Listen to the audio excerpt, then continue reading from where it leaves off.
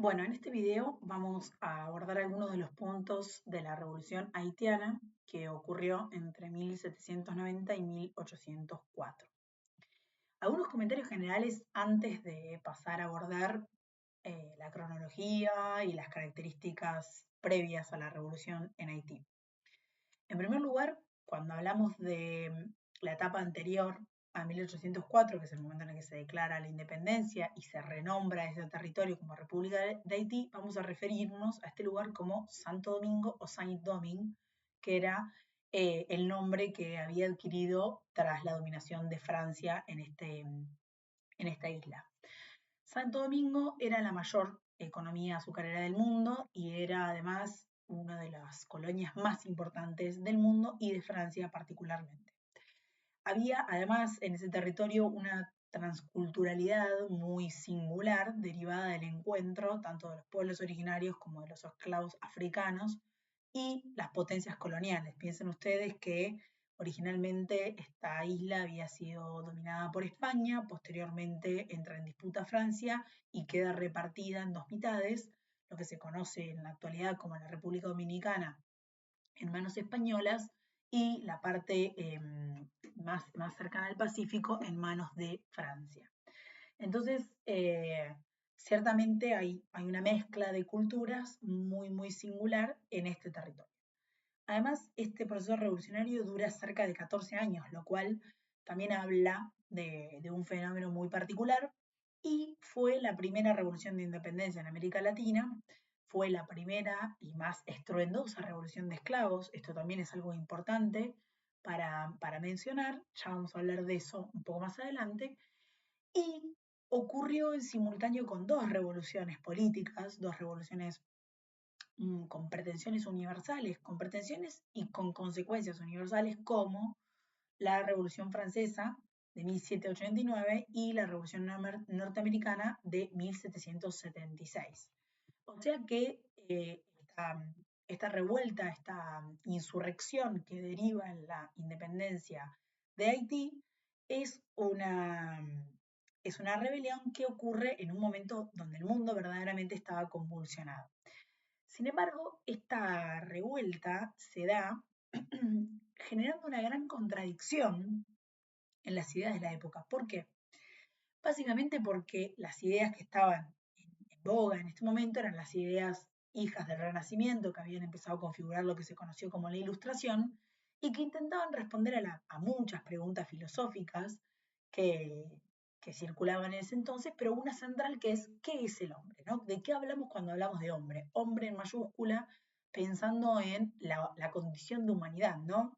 Cuando hablamos de humanidad, cuando hablamos de hombre, hombre en mayúscula, ¿a qué nos referimos? Bueno, la respuesta tanto del Renacimiento como de la Ilustración siempre tuvo una incomodidad con el hecho de la esclavitud y con el hecho de la posesión de estos países de territorios en América, de territorios coloniales. ¿Cómo resolver esta pregunta cuando esos mismos hombres que intentaban responder esta pregunta generaban condiciones de esclavitud en otros territorios? Entonces, entre los rublos con los que tanto el Renacimiento como la Ilustración van a terminar tratando de resolver esas contradicciones, uno tiene que ver con que existe cierta cosa como la gradación de la humanidad, ¿no? Y esto lo lleva a marcar diferentes gradaciones del color de la piel, ¿no? Esta diferencia entre negros, mulatos, cimarrones, todas gradaciones diferentes que intentan explicar las diferentes aproximaciones a la condición última de qué es ser el hombre, que va a ser el hombre blanco occidental europeo. Otro punto importante para tener en cuenta de esta revolución es que no fue una revolución ni intelectual ni teórica en el sentido, eh, por lo menos no en la forma en la que fue la Revolución Francesa o la Revolución Norteamericana. Fue una revolución que se fue haciendo a medida que acaecía. En el devenir de la revolución se fue gestando cierta mirada sobre el mismo proceso. Fue una revolución muy radical, muy violenta, fundamentalmente motivada por las tremendas condiciones en las que se encontraban los esclavos en Santo Domingo, pero además por la incapacidad de Francia de entender el proceso y de atender este proceso y estas demandas. Otra característica bastante singular de la revolución haitiana, o de lo que nos interesa destacar, tiene que ver con que parecían, los espectadores del fenómeno parecían incrédulos y el fenómeno parecía algo inverosímil, parecían no creer, parecía no ser posible ni creer ni entender lo que estaba pasando en la isla, ¿no? No existían marcos de referencia para entender lo que estaba pasando. Primero se la menospreció, se trató de buscar explicaciones que tranquilizaran a la población francesa y a quienes estaban siguiendo el proceso en otros lugares del mundo. Y después se intentó imponer ideas como, o sea, resultaba algo transitorio, algo efímero que prontamente acabaría, hasta que finalmente, una vez consumada y ante la evidencia irrefutable de que en Santo Domingo había ocurrido una revolución esclava, una revolución decidida por la independencia y la emancipación, bueno, la estrategia fue, eh, invisibilizarla historiográficamente, desconocerla de los anales de la historia y borrarla como parte de la estrategia de dominación de Occidente. Entonces, esta revolución que fue impensada y que fue impensable, eh, requirió que se pusieran en marcha estos mecanismos de supresión, es decir, de eliminarla y de banalizarla, ¿no? O sea, ni contarla y banalizarla, es decir, eliminar el carácter revolucionario que estos hechos habían tenido. Además, esta revuelta de alguna manera también puso fin al sueño del imperio francés en América continental. Y otro punto importante que creemos que resulta interesante para pensar el marco de esta revolución es que Haití es el nombre que adquiere este territorio después de la declaración de independencia el 1 de enero de 1804, pero era el nombre que los taínos le habían puesto a esa tierra y que los conquistadores habían suprimido. Entonces resulta llamativo que no se optara por un nombre que hiciera alguna reivindicación de la esclavitud y de los pueblos africanos. Dicho esto, vale mencionar cuáles son las etapas o algunos momentos históricos de este proceso. Hay algunos antecedentes, por supuesto, que hay que tener en cuenta para pensar la revolución haitiana. Uno tiene que ver con el que se desplegó entre 1748 y 1751 de la mano de Frantz Mankandal, que era un esclavo africano que se había levantado junto a 400 cimarrones y que fue aplastado. Además, en julio de 1789, algunos plantadores de Santo Domingo fueron a París a solicitarle a la Asamblea Nacional que aceptara representantes del Caribe. Habían pedido que sean 20 diputados y finalmente terminaron aceptando que sean solamente 6. La discusión era si se contaban o no se contaban los negros, finalmente no se los contó y por eso otorgaron 6. Y en 1790 hubo un levantamiento a cargo de un mulato que se llamaba Vincent Ogé, que junto a 350 personas se levantaron y le reclamaron a la Asamblea de Puerto Príncipe por la igualdad de los derechos y fueron masacrados, reprimidos, torturados y masacrados también muy violentamente por parte de las autoridades metropolitanas. En 1791, con estos antecedentes, en agosto de 1791, finalmente ocurre la insurrección de las masas. Hay una reunión política y religiosa que convoca a delegados esclavos de distintas plantaciones, que da inicio al levantamiento. Ese levantamiento que ocurre empieza a desplegarse hacia el norte y después hacia el sur, suroeste, y es un levantamiento que tiene un ordenador que es atacar a los blancos, atacar a los plantadores y atacar a sus propiedades, ¿no? Esta idea como kill the masters, bueno, full kill the masters se organizan para empezar a atacar a los plantadores, a sus propiedades, y a pesar de que los plantadores intentan utilizar a sus esclavos para combatir a los esclavos insurgentes, no tienen éxito y esta furia se despliega abrasivamente por la isla.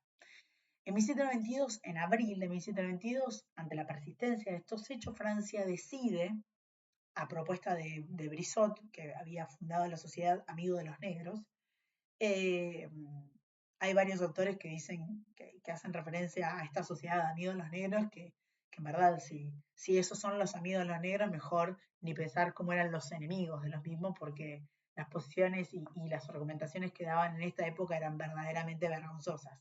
Pero bueno, en Francia, en 1792, entonces, a propuesta de Brissot, se aprueban los derechos civiles de los mulatos. Pensemos que en este momento había una estructura compleja, de la que ahora vamos a hablar, una estructura social compleja, pero no le otorgan, no hablan de la abolición de la esclavitud, sino de reconocer derechos civiles de los mulatos. Ahora vamos a ver bien quién eran los mulatos. En este contexto, los Grands Blancs, que era como tal vez el grupo más acomodado de los blancos, ¿no? Los que mejores condiciones tenían, piensen en grandes comerciantes, grandes plantadores, ¿no? O sea, los dueños de las plantaciones, los grandes, los dueños de los comercios, ellos van a recurrir a Gran Bretaña, que estaba ubicada en Jamaica, van a recurrir para tratar de avanzar hacia la independencia, ¿no? Aprovechar este levantamiento para moverse hacia la independencia. Hay un autor, Franz Moya Pons, que lo que plantea es que esto dio lugar a que esta insurgencia inicial, esta insurrección de 1791, se transformara primero en una guerra civil de mulatos contra blancos, ¿no? De esclavos contra blancos, de negros contra blancos, por un lado, y por otro lado, de los plantadores contra la metrópoli. Entonces, esa guerra civil además se inscribió en una guerra internacional porque no solo implicaba una discusión con España, que estaba ahí nomás, del otro lado de la isla, y que había sido además eh, quien había dominado la parte occidental, occidental y oriental de la isla, sino además contra Inglaterra, que también estaba en la zona y que también tenía intereses sobre la isla. Entonces, es una guerra civil y es una guerra internacional en un momento además, piensen ustedes, a partir de 1792, que la República Francesa, la República Jacobina Francesa, está en guerra con todas las monarquías absolutistas en territorio europeo. Todas las monarquías absolutistas que rodeaban a Francia le hacen guerra a la Francia revolucionaria por temor de que se propague la república sobre otros territorios. Entonces, Francia, a su vez, está sitiada por estas monarquías absolutistas que rodean a la Francia revolucionaria y al mismo tiempo tiene este conflicto en su corona. En ningún momento, a pesar de que el lema de la Revolución Francesa era libertad, igualdad, fraternidad, en ningún momento se propone pensar estas categorías para los esclavos africanos que vivían en Santo Domingo. Bueno, en septiembre de 1792, la República de Francia manda un comando, una comisión civil a cargo de un señor que se llama Sontonax, y finalmente Sontonax termina, un año después, decretando la abolición de la esclavitud y poniéndose un poco al frente del proceso no de independencia, pero sí de discusión en Santo Domingo. Y se logra que la Convención Nacional Francesa, que es la primera institución, el primer órgano deliberativo que se va a dar la República Francesa, la Convención va a reconocer este decreto de abolición de la esclavitud en territorio haitiano y lo va a propagar por el resto de las posesiones coloniales de Francia. Con este hecho a cargo de Sontonax y de la abolición la abolición de la esclavitud, Louverture, que era otro, que va a ser quien protagonice eh, la siguiente etapa de la revolución haitiana, va a aliarse al bando francés, a cargo de Sontonax, y va a tratar así de vencer a España, que seguía asediando, y a Inglaterra, que de la mano de los Grands Blancs estaba asediando también a esta zona de la isla. Entonces logran finalmente vencer a España, vencer a Inglaterra, y una vez que logran vencer a estas dos potencias, también va a lograr que todos estos delegados de Francia vuelvan a Francia, que los españoles se queden del otro lado de la isla, que los ingleses se retiren, y así logra finalmente derribar este pacto colonial sobre territorio americano. Desde 1795, entonces, perdón, derribado el pacto colonial a cargo de Louverture, lo que va a pasar es que va a empezar un proceso de conquista del aparato estatal post abolición de la esclavitud y post abolición del pacto colonial, con la intención de garantizar que esto efectivamente se cumpla. Louverture lo que va a hacer es establecer acuerdos comerciales con Estados Unidos para recibir armamentos y otras mercancías, va a tratar de controlar el Estado para garantizar la abolición de la esclavitud, y además, a través de una asamblea de diputados, va a aprobar una constitución en la que se va a reconocer a la isla como parte, escuchen esto, del imperio francés, aunque sometida a leyes especiales. O sea, todavía no estamos hablando de una independencia completa, sino es un pacto colonial, se empieza a fracturar ese pacto colonial al que se le va a dar nuevas leyes, que son leyes que van a estar establecidas por el gobernador, que va a ser el Louverture, y además por una asamblea de habitantes. Pero sí, la esclavitud va a estar abolida completamente.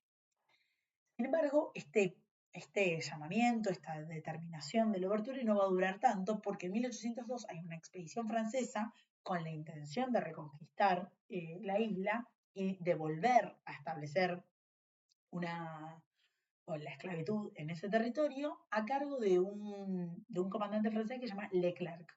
Bueno, Louverture es encarcelado, es enviado a Francia, muere en prisión, y pareciera ser que esta expedición francesa, enviada por Napoleón, de nuevo para discutir si Napoleón es un propagador de las ideas de la República, de la libertad y la igualdad o no, de nuevo entramos en la misma contradicción para pensar esta figura tan emblemática de Francia.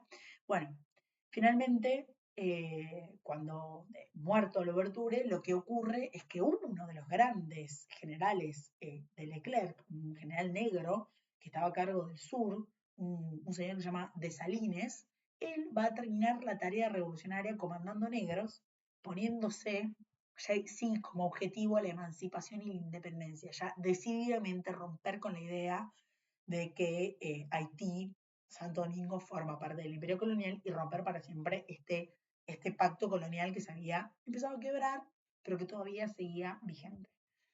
Entre la fiebre amarilla y la guerra, que retoma este buen hombre de Salines, lo que va a ocurrir es que van a morir más de 70.000 soldados que habían ido a la isla con las ideas de la Revolución Francesa, pero para restaurar la esclavitud en ese territorio, lo cual es parte de esta paradoja que estamos tratando, por lo menos, de desplegar, ¿no? Desplegar esta paradoja, estas contradicciones entre la idea de la Ilustración, el lema de la Revolución Francesa, la figura de Napoleón como el último estandarte de ese proceso revolucionario y la insistencia, la terquedad para pensar que esta colonia tenía que ser una colonia atravesada por la esclavitud y por el dominio francés. Bueno, finalmente el 1 de enero, de la mano de Salines, se proclama la independencia haitiana y Francia, a cambio de esta independencia, le va a imponer una indemnización a Haití. Ahora vamos a hablar un poco más de eso. Estados Unidos y el Vaticano, entre otros países, generan un rechazo a la situación, no reconociendo la independencia recién hasta la segunda mitad del siglo XIX. O sea, tardan un montón de tiempo en reconocer la independencia de este territorio. Dessalines se proclama emperador, en 1805 sanciona una nueva constitución y al año siguiente, en 1806, muere, producto de una conspiración que se orquesta porque decide pasar a manos del Estado buena parte de la propiedad de las tierras. Entonces, muchos de los sectores afectados, cuyos intereses se veían afectados por esta decisión, bueno, propician la muerte de Dessalines y de ahí en adelante la historia de Haití, ahora sí Haití, queda un poco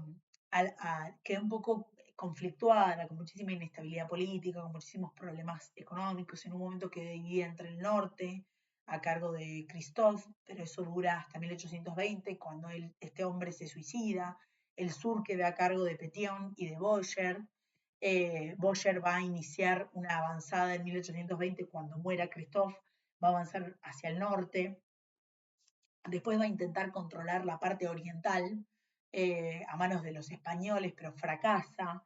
Bueno, En 1825 lo que va a ocurrir es que el rey Carlos X de Francia establece un monto para la deuda que Haití tiene con Francia por haber reconocido por haber reconocido la independencia. Ese es un monto de 150 millones de francos de oro, que es lo que equivalía a un presupuesto anual francés de ese entonces, y que Haití recién va a lograr terminar pagar en 1947, lo cual, por supuesto,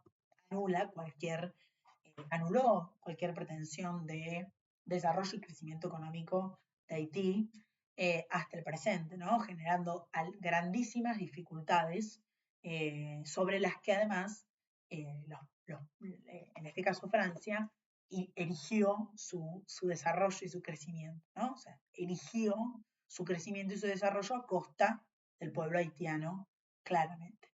En 1843 hay una revuelta militar que depone a este Boyer en rechazo de su política agraria porque buscaba reorganizar las plantaciones agrícolas y azucareras para pagar esa deuda con Francia a cambio del reconocimiento, y finalmente en 1844 se separa República Dominicana y Haití, ¿no? Queda bien clara esa división, y ciertamente lo que queda es el inicio de de estas dos repúblicas, sobre todo en el caso de Haití, o por lo menos específicamente en el caso de Haití, eh, con problemas de aislamiento que le impone como castigo al hecho de que un país se haya animado a independizarse y se haya animado a ser gobernado por ex esclavos y por negros, ¿no?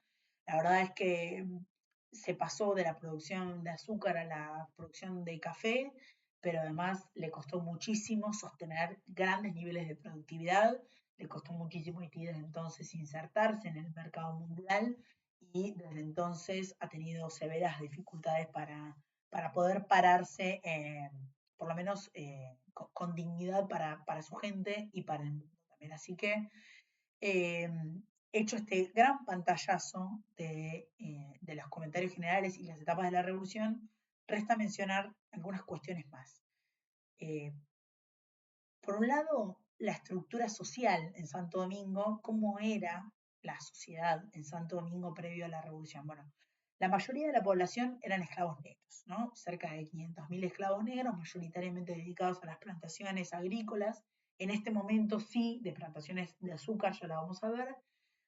Había cerca de 40.000 blancos que se dividían en dos grupos, los Grands Blancs, que les mencionaba anteriormente. Con esto nos referimos a agentes de la administración colonial, comerciantes, plantadores, y Petit Blanc, que eran tenderos, artesanos, empleados menores de la administración colonial, empleados de comercio, eh, que no tenían tanto poder económico como un tercer grupo que son los afranchis. ¿Quiénes son los afranchis? Los afranchis, que eran cerca de 30.000, eran mulatos o negros libres que tenían una tendencia a emular las costumbres francesas, que tenían amplio poder porque poseían tierra y hasta esclavos. Entonces, los Petit Blancs veían que los afranchis, que eran negros, eran inferiores a ellos en términos de derechos civiles, pues unos eran menos hombres en esta escala de la humanidad, pero sin embargo tenían muchísimo poder económico. Entonces ahí empiezan algunos, ahí esto nos permite ver cierta complejidad de la estructura social en Santo Domingo previo a la revolución. Bueno, los blancos, en cualquier caso, más allá de las diferencias de esta jerarquía entre grands blancs y petit blanc, construyeron su identidad en contra tanto de la población metropolitana, o sea, de los franceses en Francia, como de los afranchis. Hay un texto de Ansaldi y Giordano sobre este fenómeno, sobre este proceso, que lo que plantea es que, salvo los agentes de la administración colonial, los responsables de la administración colonial, el resto de los actores, o sea, grands blancs, comerciantes y plantadores, petit blancs, afranchis y esclavos, todos van a estar involucrados en la causa revolucionaria, por supuesto que por razones diferentes. Los Grand Blancs van a intentar decir que, bueno, que que las autoridades coloniales son corruptas y que además tienden a beneficiar a los afranchis. Los Petit Blanc van a tratar de mejorar su situación desfavorable respecto de los afranchis, y los afranchis van a decir que tienen lugares negados por su condición de negros o mulatos, y que eso es contradictorio con todo el poder económico que tienen. Y por supuesto los esclavos que son quienes inician la revuelta, van a plantear que las condiciones inhumanas en las que se desarrollan son verdaderamente injustificadas y quieren alterarlas, y por eso eso motoriza la llama primera de la revuelta. Que como hemos visto tanto en la Revolución Francesa como vamos a ver en la Revolución Norteamericana, las revueltas se inician por una razón y después esa razón diversifica, se complejiza, muta, en definitiva, cambia de sentido.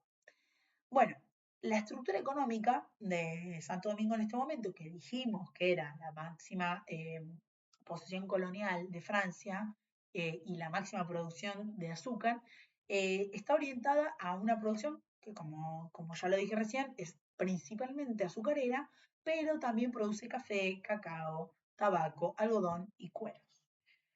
La estructura funciona de una manera triangular. Esto lo plantea Ansaldi Giordano. Esta estructura triangular refiere a que hay un vértice de ese triángulo que es África, forma parte de este triángulo en tanto que provee africanos esclavos a cambio de productos manufacturados. El segundo vértice de este triángulo son las Antillas, donde efectivamente se venden esos esclavos a cambio de materias primas. Y el tercer vértice es Francia, que es la metrópoli, donde la materia prima se transforma en manufactura para el mercado interno, propio de Francia, y el mercado externo, ya sea África o las Antillas, ¿no? Esto empieza a generar una gruesa clase mercantil enriquecida que se va a ubicar sobre todo en Burdeos y en Nantes. Bueno, ¿cuáles eran las demandas por las que se inicia la insurrección? La demanda inicial es el reclamo de 3 días a la semana para trabajar en sus propios huertos y la eliminación del látigo. Esa era la demanda. Las condiciones inhumanas en las que trabajaban empieza a generar esta agitación, y la impavidez de Francia frente a estos hechos es lo que hace que esa agitación se vuelva cada vez más radical y cada vez más virulenta. Bueno, Trouillot, que es otro autor que trabaja sobre este proceso, lo que plantea, y creo que esto es una de las cosas más significativas que una puede estudiar de la Revolución Haitiana, es que es un proceso verdaderamente extraordinario en el mundo por tratarse de la insurrección más importante de esclavos registrada en la historia, pero que fue reducida a la insignificancia por sus contemporáneos y por toda la historiografía que vino después. Y por eso Trouillot habla de la Revolución Haitiana como un no acontecimiento, ¿no? Como algo que pareciera no pasar, que es difícil de encontrar, incluso Ansaldi y Giordano, que también los mencioné anteriormente, van a hablar de que Hobsbawm, que es un historiador marxista, abocado a la historia del siglo XIX y de sus antecedentes en el siglo XVIII, muy involucrado en el estudio de la colonización en el mundo, y ciertamente uno de los historiadores más interesantes y más ricos, más prolíficos de la etapa, habla apenitas de la revolución haitiana, ¿no? La menciona hacia el pasar y continúa. Entonces, Trouillot lo que se pregunta es ¿por qué? ¿Por qué es un no acontecimiento? Y ensaya algunas ideas que yo enumeré, no sé si están así enumeradas en el texto, pero no importa, funcionan como ordenador para entender algo de este proceso y de su silenciamiento posterior, su banalización y su supresión. Bueno, en primer lugar, esto lo va a plantear Trouillot, en primer lugar, hay como una imposibilidad de pensar la desobediencia de los esclavos africanos. O sea, pareciera ser que no se podía pensar en la desobediencia como un hecho sostenido en el tiempo y como un hecho derivado o seguido por la resistencia. ¿Por qué? Lo que va a plantear es que reconocer la resistencia, reconocer la desobediencia de los esclavos africanos de alguna manera, al ser reconocido como un fenómeno masivo, como un fenómeno en red, no como algo aislado y efímero, implicaba de alguna manera reconocer que algo en ese sistema estaba mal. Entonces, la desobediencia de los africanos esclavizados en Santo Domingo y en el mundo, pasa a ser entendida como hechos aislados, individuales, eh, efímeros, restringidos, desconectados de otros, ¿no? Son irrupciones momentáneas. Y esto se explica, según Trilot, porque reconocer esa resistencia es reconocer que algo en ese sistema colonial, estaba mal. El segundo punto que Trulot recupera para hablar de esta condición de lo impensable, del no acontecimiento, tiene que ver con la antología de los grados de humanidad que vienen desde el Renacimiento y que son reafirmados por la Ilustración. Esto que ya mencionamos anteriormente, ¿no? Esta ontología de qué es el hombre, la ontología, qué es el hombre, frente a esa pregunta, la respuesta que tanto el Renacimiento como la Ilustración van a dar, terminan en esta nomenclatura extraña, ¿no? De grados de humanidad, en donde los esclavos son el último escalafón, ¿no? Casi no humanos. Y precisamente por esa condición de no humanos es que pueden ser tratados como objetos intercambiables, como bienes, ¿no?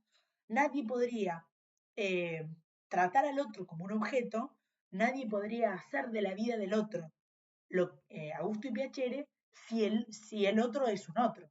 Para poder tener una relación de amo-esclavo, ese esclavo tiene que ser una no persona y sobre ella poder ejercer toda esta virulencia y más que virulencia, trato no humano, ¿no? El trato no humano es una cosa. Por tanto, sobre las cosas tengo un vínculo diferente.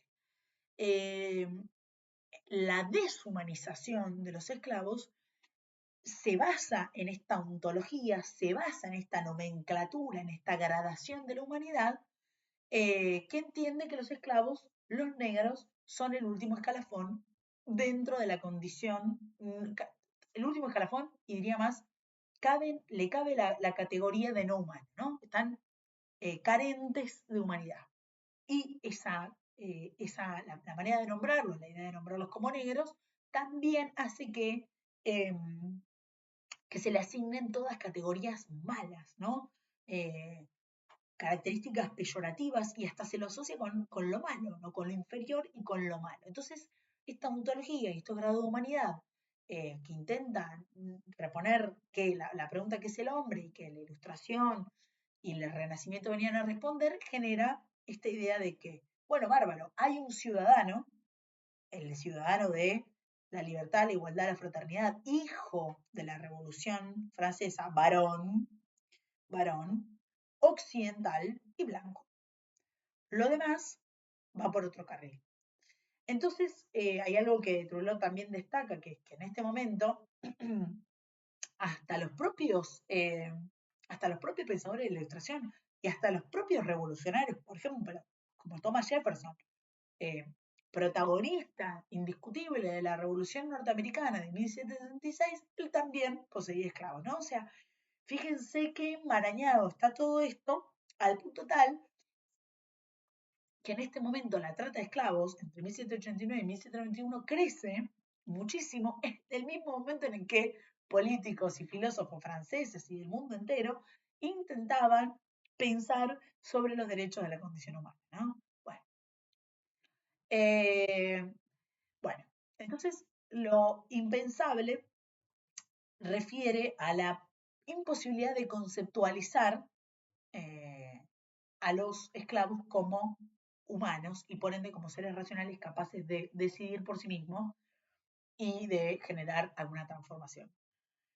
Eh, Hay un fragmento del texto que resulta muy interesante, que voy a buscar para leerlo, porque me parece que a veces que los propios autores lo dicen mejor que una, así que recuperarlo es más sabio. Bueno, dice, no recuerdo la página, lo tengo copiado, es el texto de Trouillot. Dice, Pierre Bourdieu define lo impensable como aquello para la cual no poseemos los instrumentos de conceptualización adecuados. Según el autor, en lo impensable de una época se encuentra todo aquello que no se puede pensar por la falta de inclinaciones éticas o políticas que predisponen a tomarlo en cuenta o en consideración, pero también aquello que no se puede pensar por falta de instrumentos de pensamiento, tales como problemáticas, conceptos, métodos y técnicas. Lo impensable es aquello que no se puede concebir dentro de la gama de alternativas posibles, aquello que tergiversa todas las respuestas porque desafía los términos bajo los cuales fueron formuladas las preguntas. En ese sentido, la Revolución Haitiana fue impensable en su tiempo, desafiaba la estructura misma dentro de la cual partidarios y oponentes habían analizado la raza, el colonialismo y la esclavitud en América. No había estructura de referencias ni de pensamiento para entender lo que acá decía en Santo Domingo. No había herramientas para pensar tal cosa, entonces se la quería hacer encajar en las herramientas que se tenían y por supuesto la cosa no funcionó. Pero además lo interesante de esta idea de que no existen instrumentos de pensamiento ni éticos, ni morales, ni políticos, ¿no? O sea, no solo instrumentos de pensamiento, sino inclinaciones éticas o políticas para entender. Y me parece que esto es muy oportuno, ¿no? Para tener en cuenta que muchas veces a lo largo de la historia ocurren cosas sobre las cuales no tenemos las herramientas para pensarlo. Y ahí arranca el primer problema, porque se presenta algo que no tenemos cómo hacerlo, cómo atajarlo. Y probablemente lleve a análisis restringidos, análisis impertinentes, análisis incompletos. Y me parece que está bueno advertir que muchas veces no contamos con esas herramientas, con las herramientas necesarias para pensar un proceso y siempre hay que frenar la pelota entonces para tratar de atender y seguir a los actores y ver lo que los actores nos están diciendo para poder entender eso que allí ocurre, ¿no? En lugar de empeñarnos en que la teoría encaje en la realidad, tratar de seguir a los actores para que los actores finalmente nos guíen en en el despliegue de sus controversias, en el despliegue de sus polémicas y en el afán de, por supuesto, pensar una forma de vivir juntos. Bien, el último elemento por el cual Trouillot plantea que esta revolución era impensada e impensable tiene que ver con que los esclavos no utilizaron los términos ni teoría externa, exterior, derivada de Europa para hacer esta revolución. Fue una revolución que no estuvo ni precedida ni acompañada por un discurso intelectual teórico previo, básicamente porque la mayor parte de los esclavos eran analfabetos, no tenían contacto ni influencias claras de las ideas, y esta revolución entonces tuvo que pensarse a sí mismo y fue desafiándose a sí misma, poniendo en crisis eh, las ideas tanto de la filosofía europea como de este colonialismo que también se desplegaba en este territorio. Los esclavos que se rebelaron tenían su propio programa, sus propias ideas y avanzaron en la conquista de la autodeterminación, de la emancipación y de la independencia con arreglo a su propio pensamiento. Y acá hay varias cosas interesantes. Primero que los europeos, en un momento los franceses plantean, bueno, deben ser los ingleses que están queriendo sacarnos nuestra posición colonial los que están influenciando a los esclavos. No, debe ser los norteamericanos que están queriendo meter en el territorio de las Antillas, entonces, o no deben ser los españoles que nos están queriendo comer la parte de la isla. Nunca podían ser los esclavos por sí mismos los que estuviesen pensando en hacer este levantamiento. Siempre tenía que venir la influencia, en la explicación francesa, la influencia de otras potencias para exaltar el ánimo de los esclavos. Pero además, creo que el otro elemento de esta idea de pensar que los esclavos no podían pensar en sus propios términos es un tema discutido, porque Ansaldi y Giordano discuten con Trulot y ellos dicen que en realidad sí hubo influencia de la Revolución Francesa y que es más, la Revolución Haitiana fue más francesa que la Revolución Francesa. Es un tema discutido, pero lo importante eh, es entender que en esta cadena de acontecimientos a Occidente, de alguna manera, eh, se le jugó toda esta imposibilidad que derivó en esta concepción de no acontecimiento o en esta supresión, banalización que derivó en la revolución haitiana como un no acontecimiento.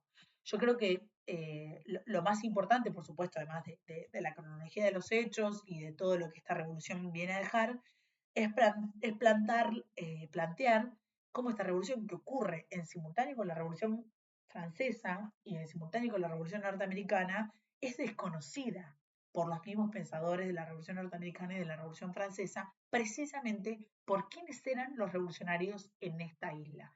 Me parece eh, que ahí está el nudo del silenciamiento de Haití, pero también está el nudo del destino de Haití y del destino de Francia, ¿no? O sea, Francia es Francia y toda la dominación occidental posterior tienen que ver con lo que ocurrió en este momento en Haití, tienen que ver con el aislamiento que se le propició después, con la falta de reconocimiento que se le generó después y fundamentalmente con una deuda que ahogó las esperanzas de ser un país independiente en términos económicos, además de ser un país independiente en términos políticos.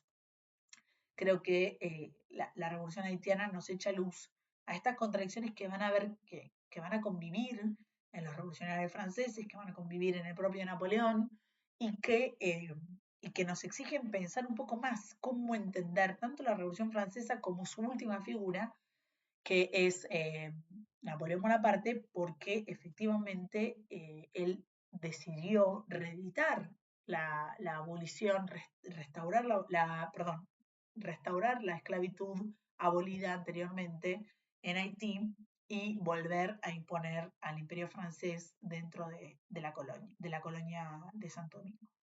Me parece que este proceso tiene esto de rico, de poder abrirnos la posibilidad de pensar las contradicciones de los actores que hacen la historia y también los vaivenes de la historia, ¿no?